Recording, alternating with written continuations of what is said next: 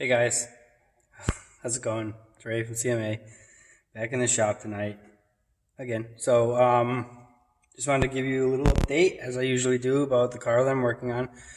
Tonight I'm working on the Porsche, and I've done the work inside this area already. I got the patch in. I just wanted to give you a quick look at it. This is the inside patch.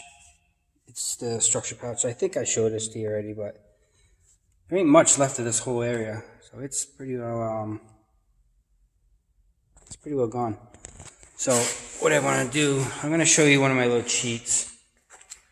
So I know you guys like to learn stuff, and I like to show you stuff and teach you stuff. So a lot of times when I'm making a patch, and it's a difficult patch, it's not always so easy to just bend it, because metal just doesn't want to, especially when it's round or curved or contoured, it does not want to do what you want it to do. Metal does what it wants to do. And when you want it to do something, it doesn't. When you don't want it to do something, it does. But that's just how metal is. You can't make something flat bend on its own into a contour or a curvature shape or whatever. So where I'm at right now in the Porsche, so what I did, I had to order a taillight pocket. This is the brand new one. It's a factory piece. Very nice. This is the one that came off of the car. It used to be factory, but when somebody else gets a hold of it, it's not so factory anymore. It was bad.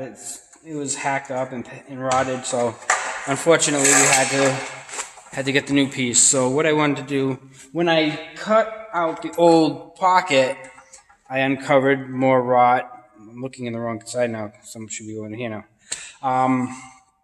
And covered more rot. So the corner keeps spinning around here, making me all dizzy. This corner right here, I got it clamped down. I'm going to show you. This corner, this whole corner area was gone, rotted. Another piece I want to show you is this one here. This piece I put in today.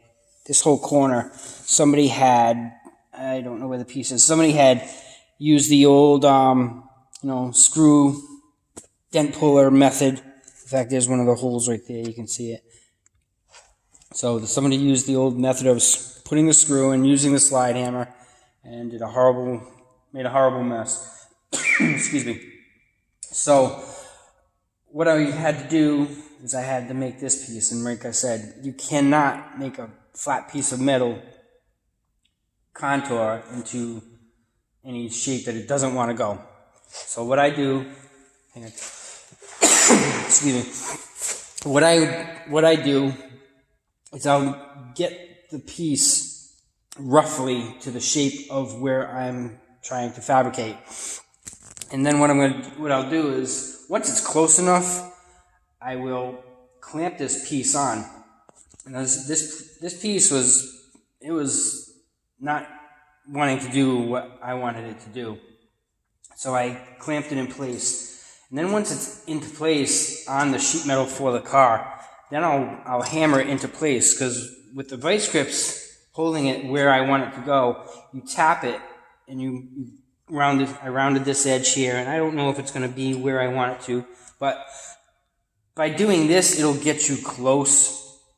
So it kind of, how do I want to say it? It just makes the job easier for you. Using the contour of the sheet metal of the car actually puts it into shape. So, that's my little cheat trick for you. It's late. I'm tired, so I'm going to be heading out shortly. I'm going to spend a few more minutes on this, try to get it a little closer, and then you got to take it off, and you got to work it a little more. Fabrication is a long process, especially when you're working on a Porsche. Porsches are not easy. I'm not going to lie to you. Porsches are not easy. There's nothing. It's all curved. Everything's curved, and metal is not curved. So, guys, anyway, have a great night. I hope you enjoyed this. I hope you learned something from it. And as always, please share and like my videos, subscribe on YouTube. Just throw me the support that I need to help me promote my business. All right, so yes, I'm tired, and I'm probably going to go home soon. Guys, have a great night, have a blessed evening, and I will talk to you soon in the next video. See you, bye.